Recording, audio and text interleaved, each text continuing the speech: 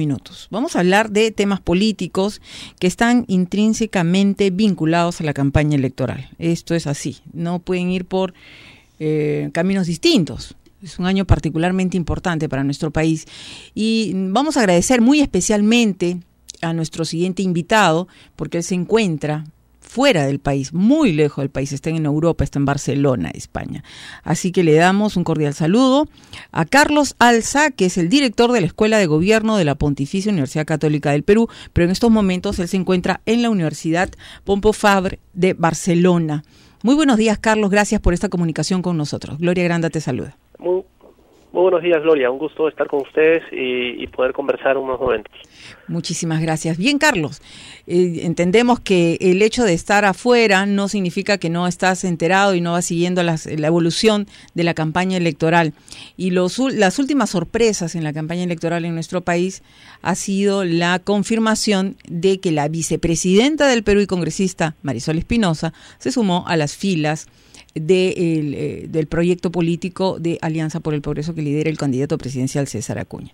Sin embargo, Marisol Espinosa hoy día en declaraciones a Canal N muy tempranas, algunas horas, en declaraciones en el programa de Mario Ghibellini, ha tratado de defender su decisión de incorporarse al grupo de Acuña a pesar de las denuncias que está enfrentando el candidato presidencial. Y más o menos lo que ha dicho es que todos somos inocentes hasta que no se pruebe lo contrario. ¿Qué información, qué opinión tienes al respecto? Sí, bueno, en primer lugar debo decir que yo he conocido a Marisol Espinosa, su trayectoria, digamos, como todos los peruanos, y quizá hay que decir que, bueno, durante estos años es de las personas que ha mantenido, digamos, una mayor prudencia y un comportamiento bastante ecuánime dentro del Estado y dentro de este gobierno deslucido, como lo ha llamado ya alguien, y que ciertamente ella ha tenido un comportamiento bastante positivo. Me sorprendió también esta toma de decisiones tan abrupta y de pronto que nos sorprende, porque efectivamente es cierto que todos estamos y todos somos inocentes hasta que no se declare la culpabilidad de alguien judicialmente.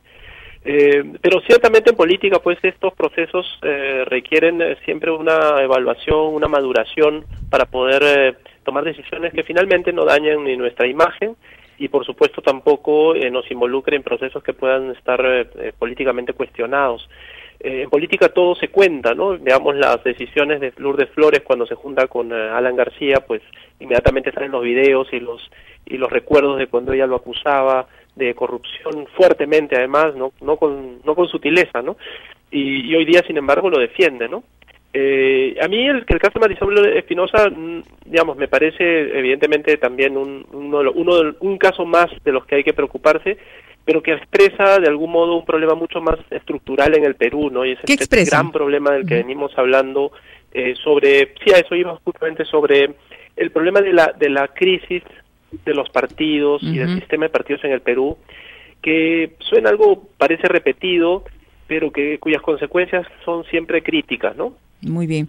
Yo he mencionado varias veces que los partidos finalmente no existen, claro, en el Perú, como muchos ya lo han dicho, pero estas alianzas al final son más coyunturales, están construidas más sobre candidaturas específicas, liderazgos personalizados, que por supuesto lo que va a generar es que cuando se llegue a gobernar efectivamente en el Parlamento, en el Congreso, lo que va a generar es una atomización de las decisiones y una enorme dificultad para lograr gobernabilidad en el país y para tomar decisiones consensuadas y para llegar a acuerdos, llegar a concertar decisiones sobre políticas públicas, sobre las leyes, y eso al final nos afecta a todos los peruanos, ¿no?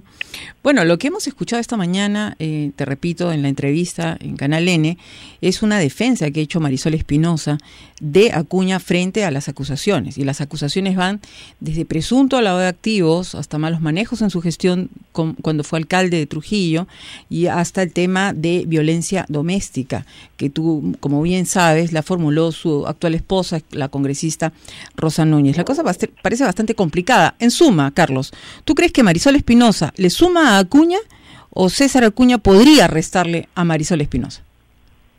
Bueno, yo creo que ambas cosas van a ocurrir. O sea, Marisol Espinosa es una persona que es primera vicepresidenta de la República, que está hoy día, digamos, teniendo un papel bastante importante y mediático en la política, y yo creo que su comportamiento y su conducta hasta ahora han sido bastante positivas, y entonces lo que va a ocurrir es que eso le va a sumar a un candidato como Acuña. Las presuntas conductas ilícitas que se le están adjudicando a Acuña, porque es cierto que al final cada quien es inocente hasta que no se muestre su culpabilidad, eso es verdad, pero evidentemente cuando se generan evidencias sobre los procesos, pues entonces uno puede también tomar decisiones, hasta dónde se junta y hasta dónde no. Y yo creo que estos elementos van a jugar seguramente en contra de una imagen tan importante que había estado jugando Marisol en la política peruana y que podía tener sin duda una proyección a futuro muy importante. Ahora, es cierto también, como lo decía hace un momento, que cuando se llega pues al Congreso, lo que yo llamo movimientos pegados con babas, ¿no?, que son los que se desarman cuando llegan al Congreso, ella, asumo, habrá generado un acuerdo para ir primera en la lista del Congreso. Eso seguramente le garantizará estar en el Congreso, y entonces una vez en el Congreso tendrá que verificar cuáles son los procesos judiciales y las sanciones que le vendrán a un personaje como Acuña. A mí me parece que ella le suma a Acuña, pero Acuña le resta a Marisol Espinosa, y entonces no es una posición ganar-ganar. Sin embargo, creo que su análisis seguramente ha ido más por lograr un cargo, una posición, un espacio en el Congreso y mantenerse los próximos 5 años. Y seguramente si eso ha hecho, pues lo va a lograr, ¿no? Porque si va primera en la lista de Acuña, seguramente entrará. Nuevamente, eso nos muestra otro proceso más complejo y estructural en el Estado, y es esta permanente búsqueda, esta vocación de hacer política solo por lograr cargos en el Congreso o en el Ejecutivo o en los gobiernos locales o regionales, ocurre lo mismo, antes que pensar en la conformación de partidos sólidos, de organizaciones políticas que puedan aportar de una manera mucho más transformadora al país. Y eso es un problema de una ética política que está instalándose en el Perú, y que a mí me parece que es lo más grave y a lo que deberíamos sobre lo que deberíamos reflexionar con mucho más profundidad, ¿no? Efectivamente, Carlos, porque ¿qué deberíamos de pensar entonces en un hipotético escenario en que la justicia encuentre algún grado de culpabilidad en César Acuña en alguna de las denuncias formuladas? Ella podría entonces decir, o cualquiera de las personas que lo está acompañando en este momento, bueno, ya la justicia tomó una decisión, nosotros no sabíamos, nos abrimos del partido, ¿no es así? Con lo cual se produciría lo mismo que estamos viviendo en este Congreso y en el Congreso anterior, que se produce una máquina electoral que los hace ganar en alianzas, en fin, y después, estando en el Congreso, se producen las divisiones. Así es. Sí, lo que va a generarse es finalmente...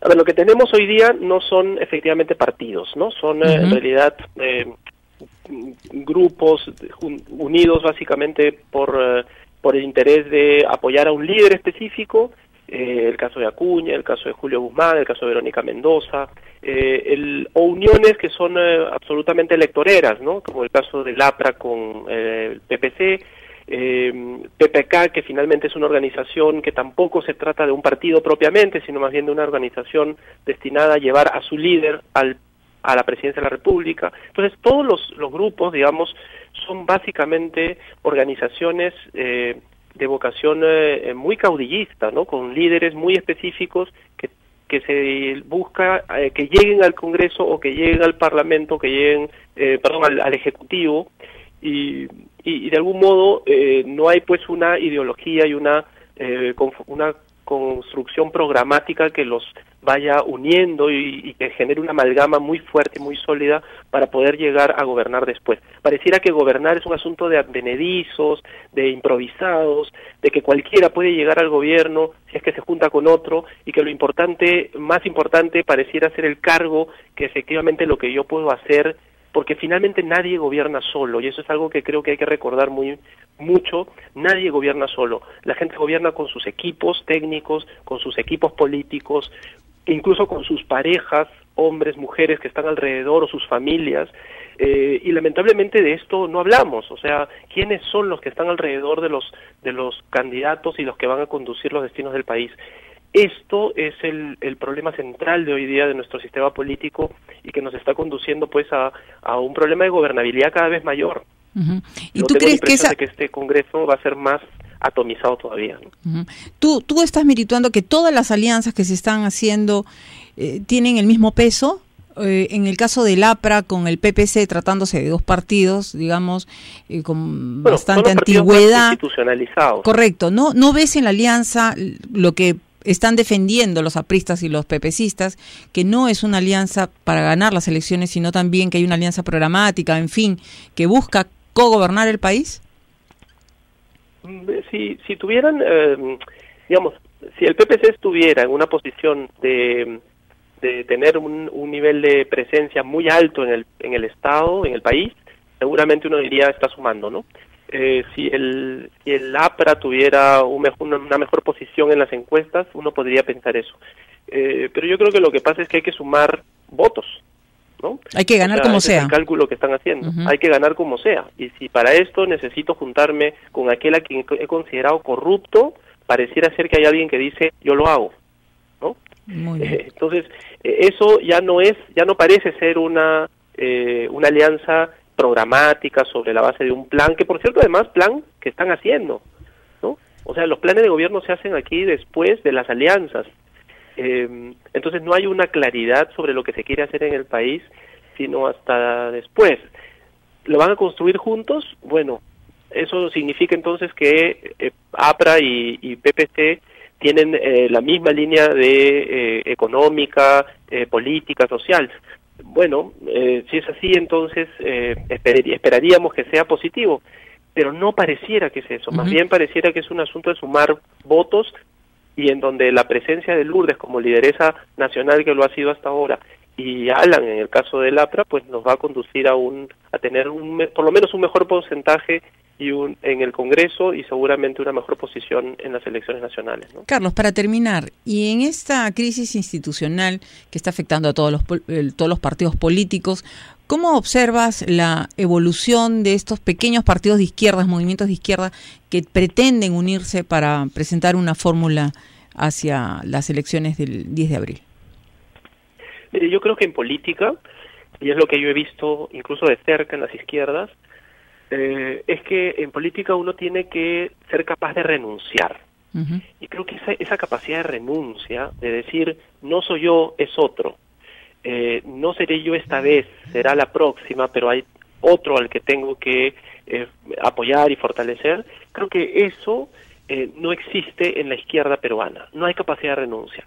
Todos quieren ser el líder hoy, todos tienen el sueño del partido propio, sin hacer vida partidaria, por cierto, porque la vida partidaria, por supuesto, implica negociar, consensuar y decidir quién va primero y quién no, y por supuesto nadie está dispuesto a eso. Entonces, las alianzas de izquierda siempre terminan siendo fallidas, y fallidas porque nadie tiene capacidad de renuncia, y en general yo creo que en el Perú nadie tiene capacidad de renuncia, por eso todos creemos que debemos ser el elegido o el presidente o el que lidera los destinos del país. De ahí que tengamos 20 fórmulas presidenciales y 20 candidatos presidenciales, ¿no es así? Es que todos creemos que podemos ser presidente del país y todos creemos que además somos el elegido, y por supuesto en ese proceso la izquierda atomizada ya tiene además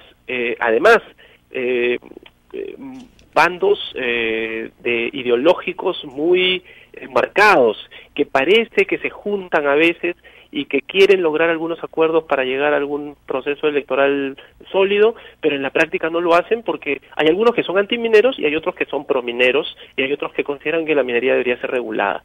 Y eso, a la vez, todos juntos, en un solo grupo, es muy difícil de articular cuando hay que tomar decisiones. Muy bien, Carlos. En el mejor de los casos, la izquierda va a tener una candidata como Verónica Mendoza, que es estupenda, por supuesto, pero que como muchos otros pequeños candidatos no tienen los grupos técnicos y políticos sólidos como para gobernar un país, que es algo tan importante y tan difícil también, ¿no? Muy bien, muchísimas gracias, Carlos. ¿Cuándo estarás de regreso en Lima?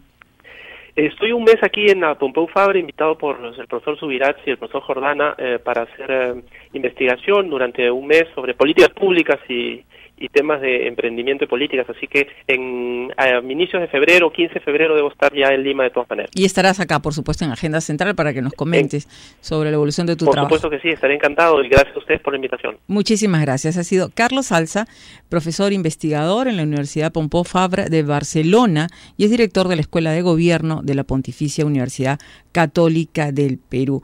11 de la mañana con 21 minutos. ¿Qué tal lluvia la que hemos tenido en las últimas horas en Lima?